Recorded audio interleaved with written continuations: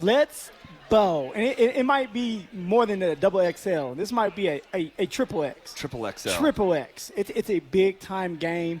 It's fun. It's exciting. You got a rookie quarterback that's doing his thing. You got a defense that's dominating. You got a coach in Sean Payton that has been there before, has won a Super Bowl. I mean, come on, guys.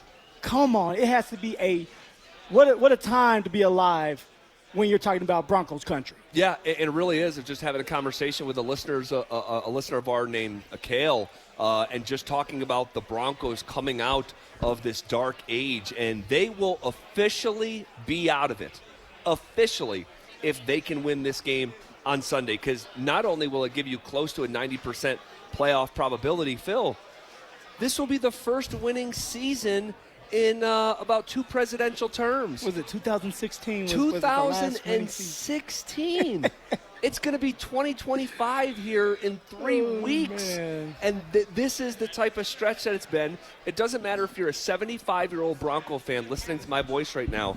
You have never been through what we have been through in these last few years. And if you win this game, you guarantee yourself a winning record. And if you can punch your playoff ticket in the same breath pretty much, I mean, that'll be some Sunday here in Colorado. There is light at the end of this tunnel. It's right there in front of us. All we have to do is just run a couple more steps, and we're out of the darkness into the light. And then that's when we can really have fun. But we have to focus in on the task in hand, and that's against the Indianapolis Colts Sunday, 2 o'clock. Was it 2:25 kickoff? 2:25. I hate when they do that. I used to hate that, man. Just sitting there in the locker room, and you're like, man, why not 2 o'clock kickoff? Right. Why 2:25? Well, there's pros and cons with it. I wish this weekend it was 2 o'clock, and I'll tell you why here in a second. But a part of it, because I've heard complaints both ways, when you do the 2:05 kick, the other games that started are just finishing. So if there's like an exciting finish, you're like clicking away from the game or clicking away from red zone to turn on the Bronco game. But the other part, and it's a little bit selfish of me, but there is like another separate really big NFL game this weekend that could be a Super Bowl preview in the 10-3 Bills against the 12-1 Detroit Lions in Detroit. That's a heavyweight match. That's a heavyweight fight. I wish the games were a little bit staggered so I could watch, maybe the fourth quarter of that one. But I'll be locked in on the Denver Broncos, and that's just how it'll go. You better, or the belt's coming out. Look. The leather belt I have. I did think about just watching Red Zone, because I rewatched the Broncos game on Monday morning anyway, so I'm like, just let yourself enjoy it. But I just know how I'm going to be. Crazy. I know how I'm going to be. I'm going to want to watch every play in real time as it happens for the Broncos. But if you could go back to your NFL days and you're looking at the board of like things to do in the game, biggest priorities to accomplish in this game, if you're going to beat the Indianapolis Colts, what would be right at the top of that list? I'm all about the defense. I'm all about the offensive linemen. Those two things run the world. Defenses, and you're going to hate this, defenses win you championships. No, don't put that in. Win you championship, not plural. And when you have a good defense, it sets you up for success in the postseason. This is a postseason game before the postseason. Your defense has to be firing on all cylinders.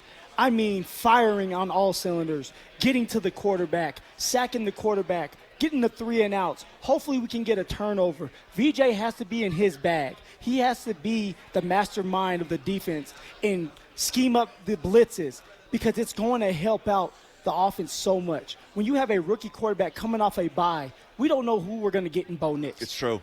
We really don't. This is his first bye week, and coming back from being pretty, like, he was on fire.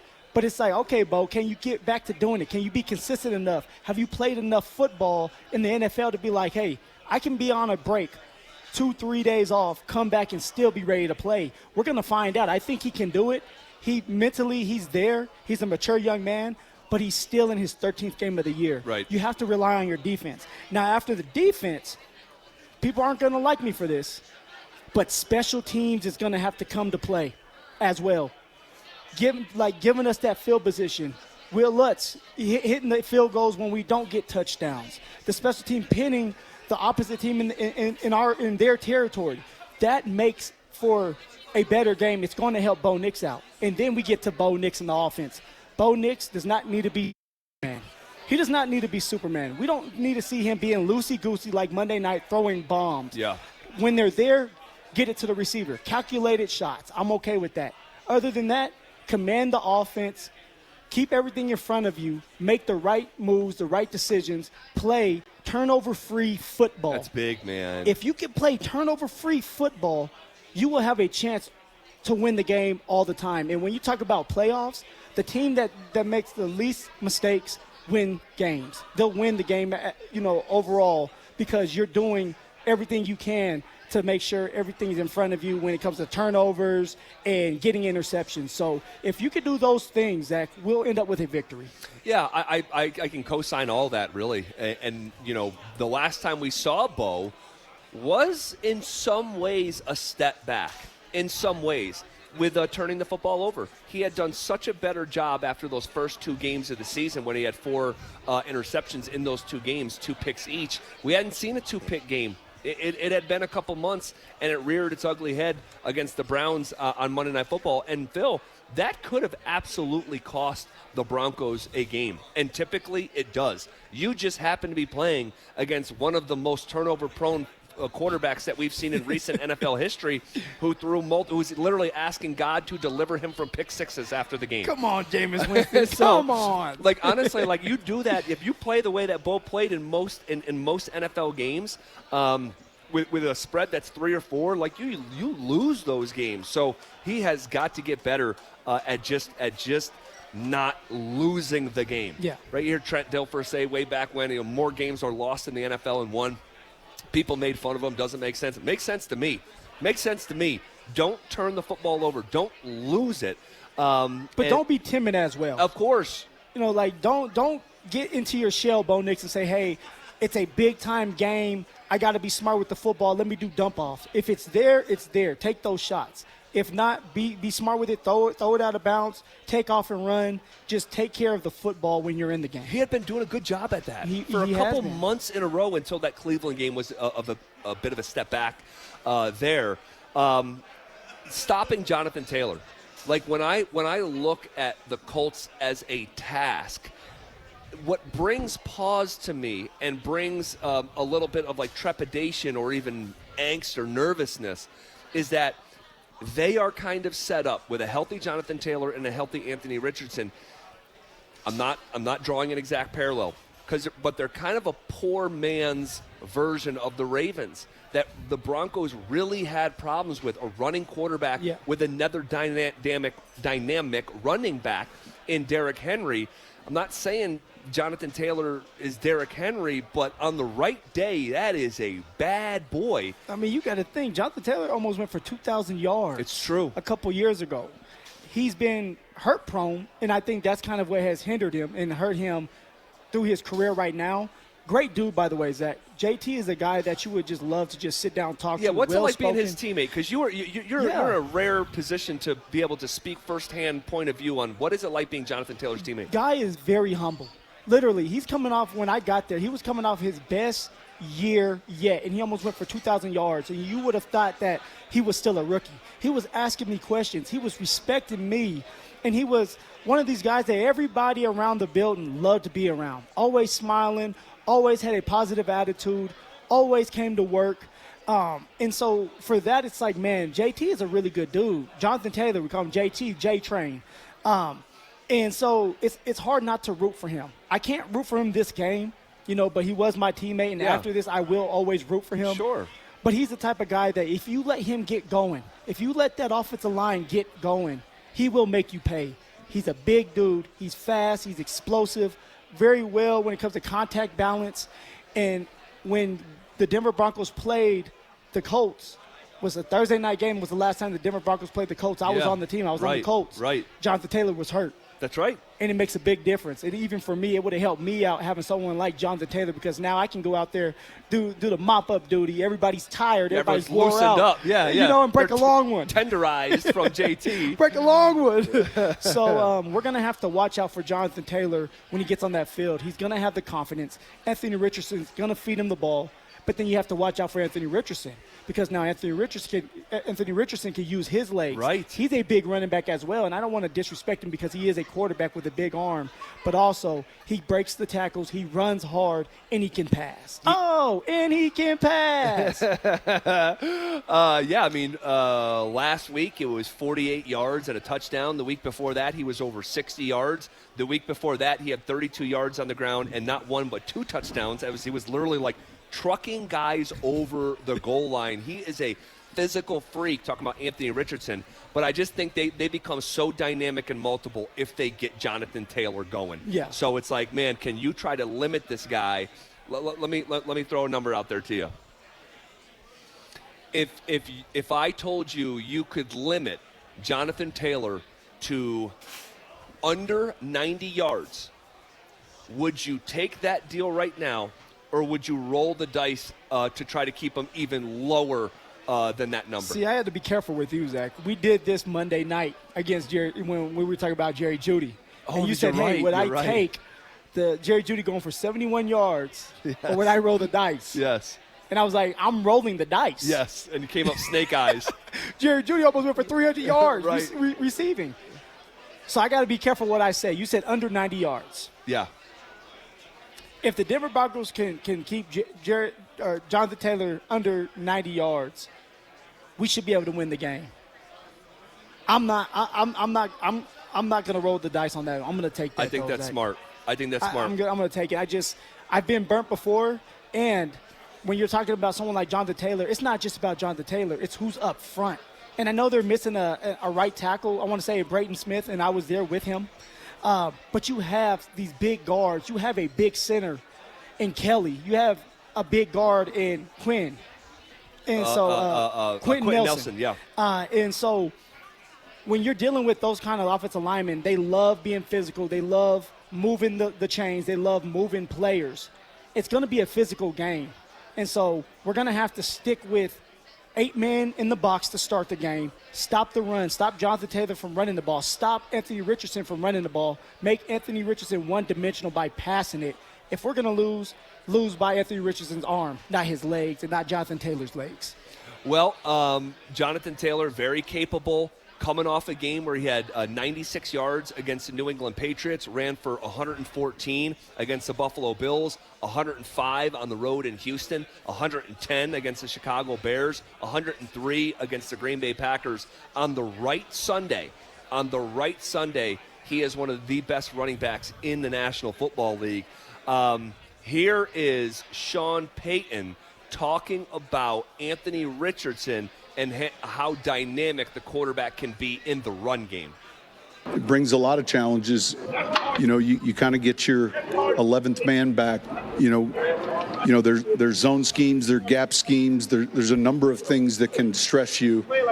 We had the benefit of that a little bit with Taysom Hill the same way. He's got great arm strength down the field. So,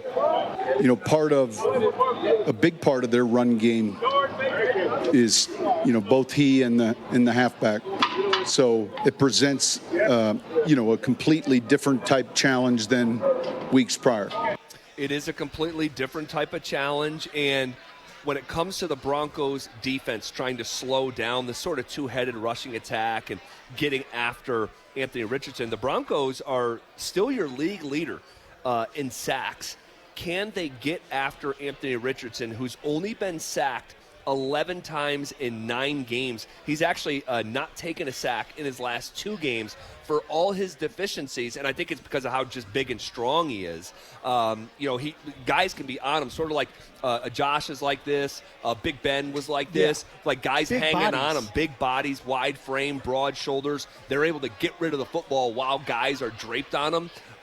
For whatever reason, teams have not been able to really get after him. I wonder if he meets his match against one of the league's best defense and the league's best defense when it comes to tackling the quarterback in the backfield. Well, that's the key right there. Tackling, wrapping up. Nick Bonito could have had 4 sacks against Patrick Mahomes. He didn't wrap up.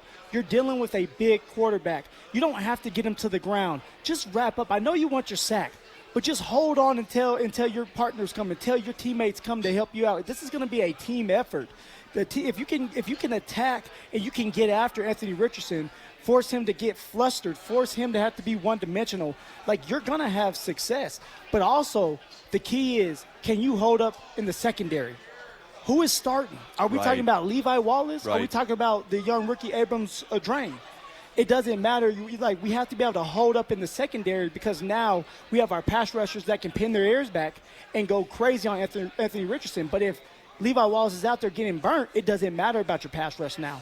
It doesn't matter what Zach Allen is doing. So it goes hand in hand. So hopefully Levi Wallace, if he is starting this game, is ready to have a bounce-back game and probably one of his best games in his career, hopefully. Man, that would be fantastic. Talk about an overcorrection from the Browns game.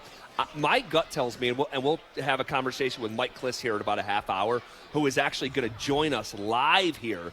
To my recollection, and I've been chatting with Kliss now for 8 football seasons, I don't think he's ever done a hit live. No, and not counting training camp, not counting a live show at training camp. But he is going to be here with us live at the Rock Rest Lodge in Golden here on a Bud Light Football Friday. Bud Light, an official beer sponsor of the Denver Broncos. If you're anywhere near Golden, come say what's up. We're going to be here until about 6 o'clock. But it would not shock me if they roll out Levi Wallace again. They roll him out again, and just bet on a correction from him. Much like I used the analogy yesterday, Shiloh Sanders comes back after missing some time, thrust into action, literally the worst version of himself. He said the same thing that Levi Wallace said. That was the worst football game I've ever played. The next week, much, much better. There's no one, I don't think, like Judy on this roster that's that talented, and I think that Levi will be a much better version of himself. I just don't know exactly what they're thinking, but if I had to bet, it will be Levi Wallace again. So tell me this, right? We're going into this game, playoff atmosphere. Who would you count on more? The offense bringing the power, or the defense being stout and the defense winning games? The defense, because as much improved as the offense is, and Lord knows they have been just so much better than they were in the first quarter of the season, they still have stretches within a game where they look like they forgot how to play football. And then you'll look up, and this is what's so encouraging. You know, I used to watch Kobe Bryant this way. I'd watch Kobe struggle, and I wouldn't be looking at the box score, and then at the end of the game, I'd look up and be like, oh, Kobe actually finished with 29. And it doesn't look like it wouldn't feel like that in the flow of a game. The Broncos have had a lot of games where when you're watching them on a series-by-series basis, the offense can be super frustrating. But then a lot of times you look up at the scoreboard, it's like, oh, they finished with 27. Yeah. We would have killed for 27 for the years previous to this. But if I had to choose, I would say the defense, coming off a bad game against the Browns, right? You don't want to give up 500-600 yards, and they were. No, you don't. But when it mattered the most, they handled business. Yeah. But I'll say this about the offense, too. Oftentimes in 2 minute or near the end of the games, the offense has answered that call as well. But They have. But if you're pressing me and say, hey, who do you have more confidence in, I would still say the defensive side of the ball. I think it's just been a little bit more stability there. Yeah, I love what you say about the stability. When you're talking about offense, this is going to be a big game for Sean, Zach. Not just Bo Nix, not just the offense, not the running game, but Sean. What type of version of Sean are we getting as an offensive coordinator? What type of version are we getting from Sean as a head coach? This is a big-time game, and Sean needs to go at it like a playoff game, a playoff mentality like he has with the Saints, with some of the players that he had with Drew Brees. Don't be scared, Sean, but also don't be dumb either. Take the points when they're there. Don't force anything. Don't try to be creative, but also don't be too bland. I like it. And trying to walk the line of being aggressive and picking spots and not overplaying your hand. I'm so curious Sean's approach offensively. What do you do with the run game? We talked about that last hour. Is Jaleel definitely starting? If he is, how many carries is he getting? Will he revert back to giving him 6-7 and not 13-14? Will it be Javonte? Is Estime in the plans? I have no idea. Estime has to be in the plans. He's a big body. He's a tough runner. You can utilize him like you wanted to do Javonte. But let me ask you this. You've been referring to it as a playoff game. Yeah. Do you trust Audric Estime to play in a playoff game? Do I, or are you thinking? I'm asking you, Phillip Lindsay. Do you, if this is essentially a playoff game, Yeah. right? That's how we've been referring to it. Yeah. Do you trust that rookie in a playoff game? After watching him mess up, bounce back in the Chiefs game, was able to tote the rock when he had a major fumble, in the game where you're driving down the field and you need a field goal to win it, and you were able to hold on to the ball. I'm going to trust that young man. I'm going to trust him. I'm going to go out on a limb and be like, you know what, Estime? I could get fired for this. Right. I could get fired for this. Right. But I'm Sean. I got a lot of money. I'm all right. I think that I'm going to trust Estime. I got to witness and watch Javonte Williams this whole entire season. It's not cutting it. It's not cutting it right now. Now, Javonte is good when it comes to pass blocking. Yep. Javonte is good maybe on the third downs still. The third downs, can do some dump-offs if that's what you want to do. But I'm still going to get Estime more involved this game. Will Estime have more carries when the clock hits 0 than Javonte? Yeah, Javonte will end up with maybe 1 carry. Wow. He will be more of that third down back, that third down roll, blocking, catching. I don't see Javonte getting 5 or 6 carries this game. Jalil should get about 14, 15, 16 carries. Estime maybe 5 to 8, maybe 10 if you're running well. Man, I still cannot believe the fall off of Javonte Williams. It's hard to reconcile, man. Averaging 34 yards a game as a starting running back in the NFL. That is just absolutely wild. And just 1 carry of 20 yards on the year with 124 carries. That is freaking nuts. That is nuts. All right, guys, you want to and by the way, you talk about playoff games? You talk about playoff games? Let's hear from DeVorest Buckner here in a second. But the Colts odds, and DG, I do want to skip ahead to that Buckner quote. Talking to Dante back in our studio, doing a great job holding us down here as we're live on location. The Colts odds, in terms of this is a postseason game, if they win, the Colts have a 53% chance to go to the postseason. Phil, if they lose, goes down to 6%. It is a wrap. This is a more sense of urgency game for Indianapolis than it is Denver. And that's why you're cautioning everybody. Yes. This is why everybody's like, pump the brakes. Yes. It's a fist fight. And this is DeForest Buckner earlier this week when asked what's his message to his younger teammates. So really not just the young guys, it's everybody. We're like I've been saying it all week. People say we're fighting to get in the playoffs, but we're already in it. This is a playoff game, and from here on out, that's what they are. To get to where we want to be, we got to approach each and every game like it's a playoff game, and it is. It's win or go home essentially, and we can't hope and pray on somebody else. For our fortune, we got to make our own fortune. So it starts on Sunday.